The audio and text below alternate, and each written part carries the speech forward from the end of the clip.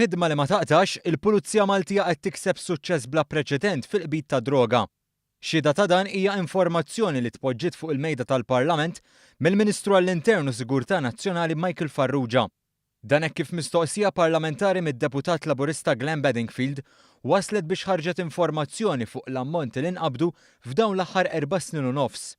Fl-2013 inqabdu iktar minn 3 kilogrammi kokaina, aktar minn kilogramma eroina, 9 kilogramma raża tal-kannabis, kważi 10 kilogrammi ħaxixa tal-kannabis u iktar minn 30,000 pillola tal-ecstasy.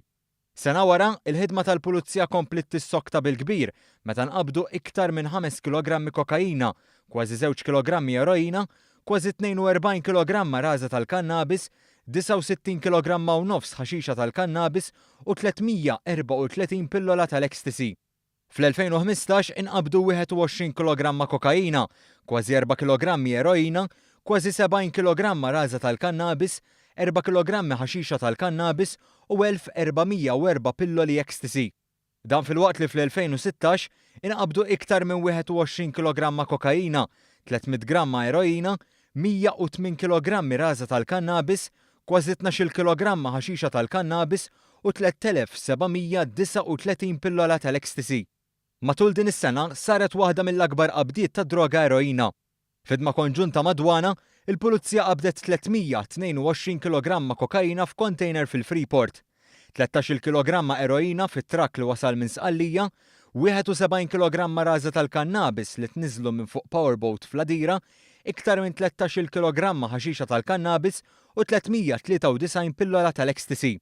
Dan fil-waqt li fil-bidu ta' Ottubru saret l-ikbar qabda ta' droga f'pajjiżna fejn inqabdu 530 kilogramma raża tal-kannabis u 20 kilogramma ħaxixa tal-kannabis moħbijin f'qiegħ fals ta' numru ta' vannijiet.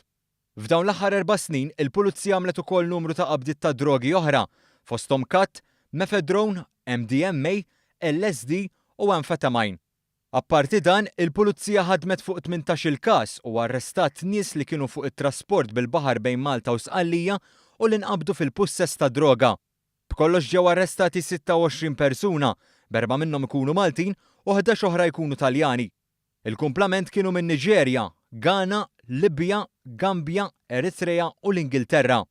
Il-maġġoranza ta' droga maqbuda f'dawn il-każi kienet kannabis li ammontat għal 24 kilogramma u nofs. Dan minn total ta' 48 kilogramma li nstabet fuq nies li kienu qed jivvjaġġaw bejn Malta u Sqallija.